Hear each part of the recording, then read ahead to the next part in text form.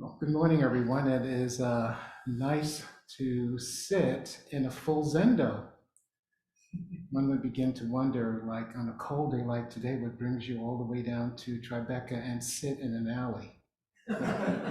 That's where I'm sitting right now. It's one of the great things about Zen practice, right? We sit in an alley, we sit in a crazy corporate building, we sit on the streets, and we even go to places where people are killing each other, and we sit there. So thank you very much. Good morning again. And thank you for joining online and in person this morning. Um, some of you are new here. I don't recognize your faces. My name is Mukei. I am a senior student here and also a novice Zen priest. I also co-chair our People of Color Sitting Group, which is part of the Village Zendo community. And we will turn 7 years old in April. And we're on an online community, going with folks from as far as Scotland to parts of the West Coast and in between. So it's quite an honor to sit with the folks online.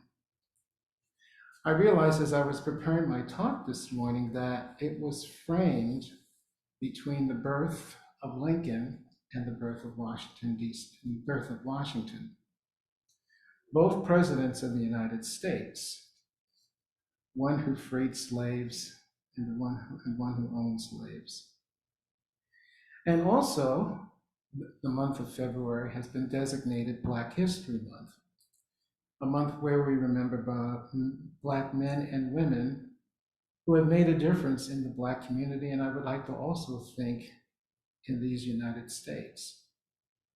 There are some known historical figures, and there are some not so known historical figures. So I'd like to take a moment to remember 3 of them. And not all of them sought the glamorous light. First of all, a man by the name of Alfred L. Bright. His story begins in 1951 in Youngstown, Ohio. He was a young Black boy who was part of a major league baseball team in Youngstown, Ohio. And Youngstown's league was doing quite well, and they were having a championship game. And on that day of the final championship, his parents couldn't attend, and so one of the coaches of the team took him to the game. Now the team was integrated, by the way. So the team won, and the way they wanted to celebrate was to have a picnic and a pool party because it was quite hot in Youngstown. Now, if you know any of the history at that time in 1951, there was a topic about purity versus impurity. Black folks were not allowed to swim in pools, and if they did swim, it usually was after night because it was a big deal about if a Black person entered the pool, they had to disinfect the pool. So Youngstown's young men won the game, and they decided to celebrate with a poolside party and a picnic. So they all went to the pool, and as the team was marching in, they would say, "Wait a minute, he has to come out." So Al had to sit on the side of a fence near the pool. And his food had to be brought to him over the fence. And teachers and coaches and friends could only speak to him through the fence. And the teachers and the coaches argued and said, "Oh, listen, this is a hot day. Well, the kids need a chance to dip in the pool. And the management kept pushing back." Well, finally they conceded. And so they decided that he could go in the pool, but he could only go on a raft. And so, first of all, everyone had to get out of the pool. Secondly, he got into the pool onto a raft, and one of the lifeguards took him around the pool and kept saying to him, "Don't touch the water. Don't touch the water. Don't touch the water. Don't touch the water." After his one circuit around the pool, he got out, went back to where he was staying, and everyone was quite shocked and upset. And the story goes that Al took his trophy and went home, and he was never the same since then. Now, spoiler alert, if any of you are going to see the movie Origin, about the development of the book Caste, which talks about prejudice in the United States, directed by Avia, I'm forgetting her name right now, but does highlights this particular episode because we don't know what happened afterwards. Historically, we know that he thought about becoming a barber, and he was convinced, no, you have a talent. You need to go on. So he went on to get a Bachelor's of Science degree from Youngstown University, and he graduated in 1964. He then went on for a master's in Kent State. And he came back to Youngstown, and he was hired as the first Black African American teacher. And he taught a number of students.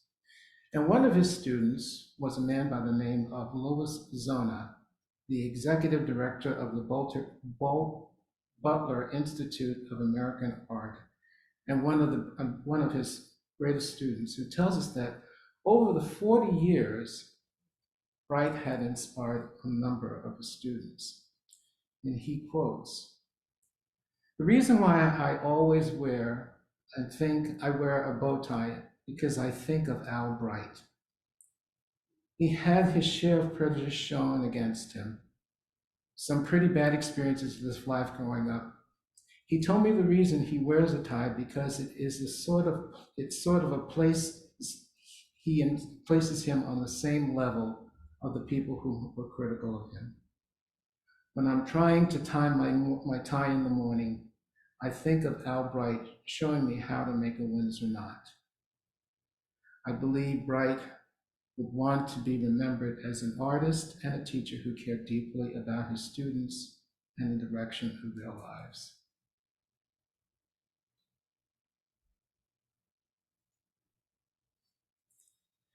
Edward Joseph Dwight Jr., Ed.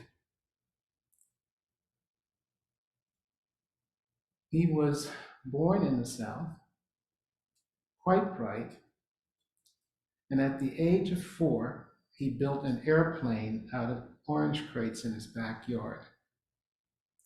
As a child, he was an avid reader and a talented artist who was mechanically gifted and enjoyed working with his hands. While delivering papers, he saw an Air Force pilot by the name of Dayton Ragland, a Black man from Kansas City, and on the front page of the newspaper, having grown up in racial segregation, he instantly became wigged out, quote, becoming inspired to follow the career of a man who was thinking, "That's insane. I didn't even know they let Black pilots get anywhere near airplanes. Where did he get trained? How did he get into the military? And how did this stuff happen right before my nose?" This led Dwight to enter the Air Force, go to college, go on further to become a tested airplane pilot. And then, 1957, the Russians were experimenting with space travel, and the Americans got on board. And those of us who are old enough in this room know the Mercury flights, which most of the astronauts were white. Fast forward 1963, a little before 1963, President John F. Kennedy was president of the United States. And the National Urban League approached President Kennedy and said, wouldn't it be nice if you had a black man become an astronaut? So Kennedy said, sure. So it was announced that in the black magazines, by the way, that Dwight was going to become an astronaut. He received a lot of letters of congratulations, but Kennedy was assassinated. And quickly, Dwight was being swept away to Germany. He had the guts to call Robert Kennedy his brother, who was able to get him transferred from Germany to someplace in Ohio.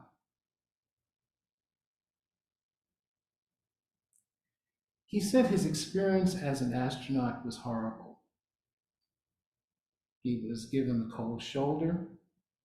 One of the chief officials of the space agency at the time said that Washington was trying to push this end down our throats. He eventually retired and left and went on to get a master's and became a sculptor.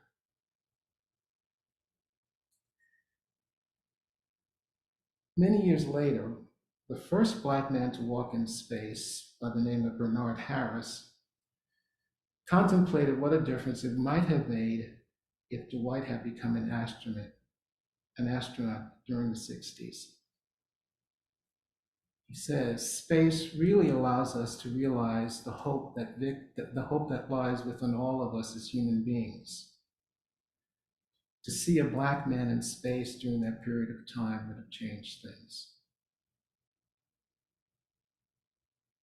As I said, he went on to become a sculptor, and a lot of his work has been recognized in different parts of the United States. NASA even had some of his sculptures sent up to space and travel.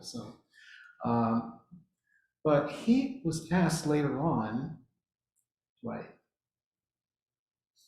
were you bitter about your experience? And he said, God, no. He said, here you get a little 4-foot guy who flies airplanes, and the next thing you know, this guy's in the White House meeting all these senators and congressmen standing in front of these captains of industry and have them all pat me on the back and shake my hand. Dwight says, are you kidding me? Why should I be bitter about it? They opened the whole world.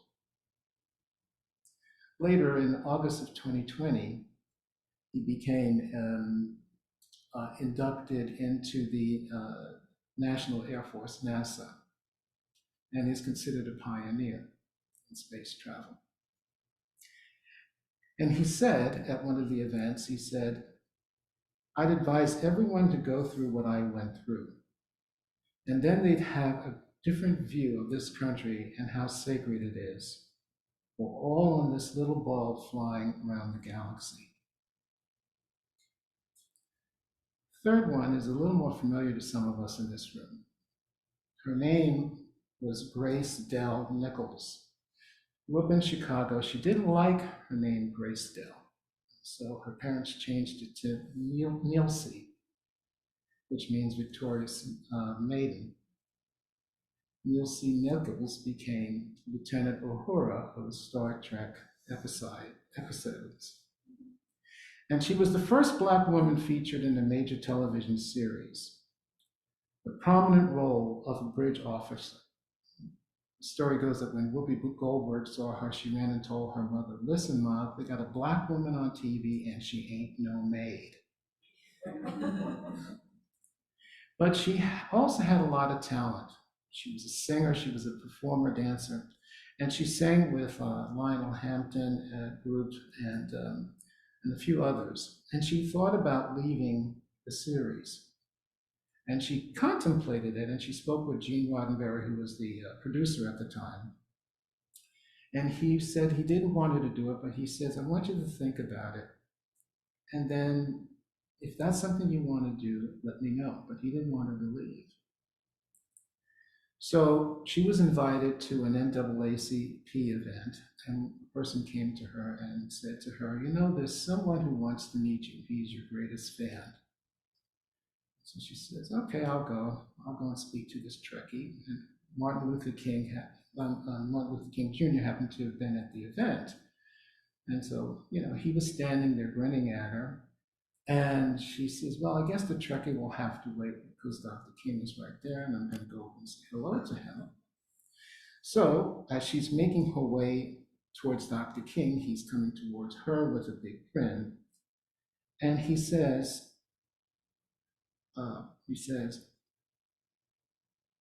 you know, Miss Nickel, I am your greatest fan.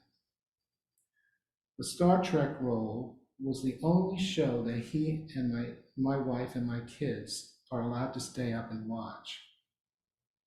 She had mentioned to Dr. King that she had planned to leave the series because she wanted a role that was tied to Broadway. She says, I never told him why.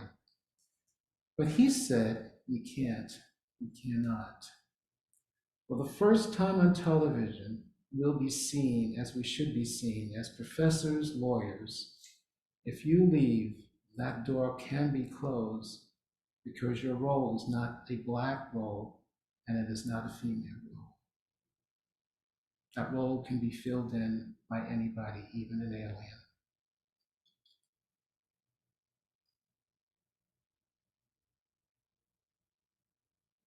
I'd like to delve into a bit of a koan that I'd like to explore this morning.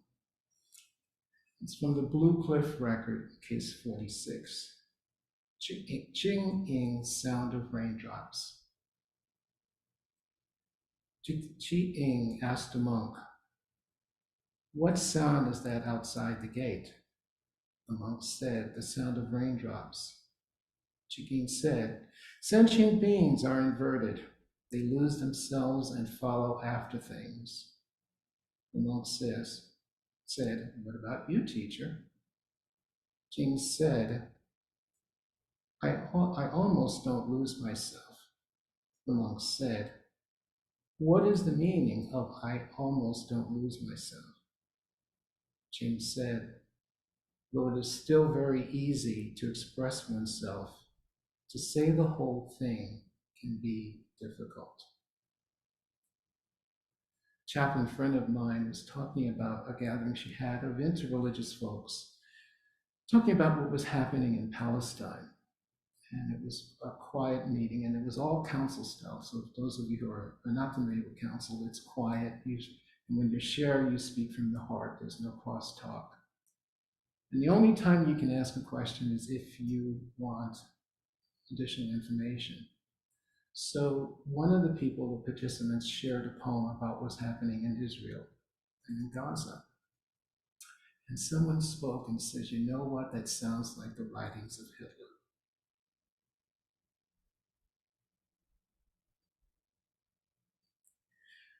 I was thinking about this, and I thought about Dante's Inferno, where one of the many circles is what's called the opportunists, about the spirits who chase after a white flag. They go from one end to the other, chasing this white flag. And the idea is that the opportunists are not committed to anything at all. They're just signing on because that'll make them look good. And I think sometimes we feel that things can be said, and whatever you say, even in this practice, let the chips fall where they may. And I don't believe that's what this practice is about. I believe this practice is about helping us to see what is it that gets in the way that prevents us from loving one another. What is it that prevents us from seeing that we are kin?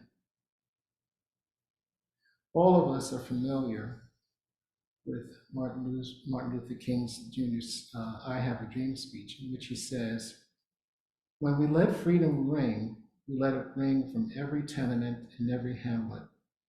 in every state, every city. We will be able to speed up that day when all of God's children, I quote, whatever skin color or faith tradition, will enable us to join hands and sing in the words of that old spiritual, free at last. Thank God Almighty, we are free at last. So I ask us this morning, are we still holding hands? Problems and atrocities impact us all. Are we still holding hands?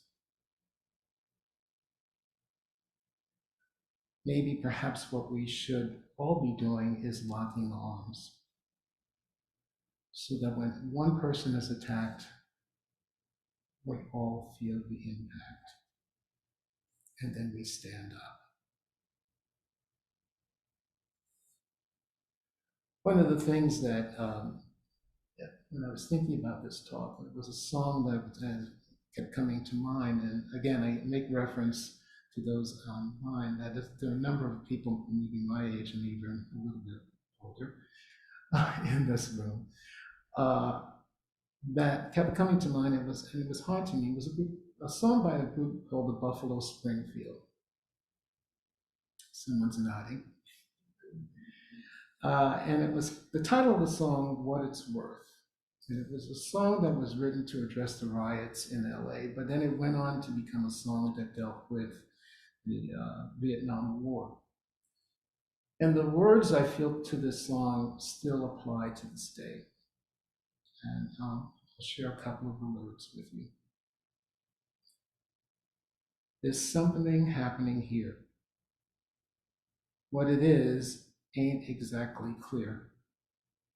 There's a man with a gun over there telling me I've got to beware. Verse. I think it's time we stop, children. What's that sound? Everybody look, what's going down? There's a battle line being drawn. Nobody's right if everybody's wrong. Young children speaking their minds, getting so much resistance from behind. I think it's time we stop. Stop, children. What's that sound? Everybody look, what's going down?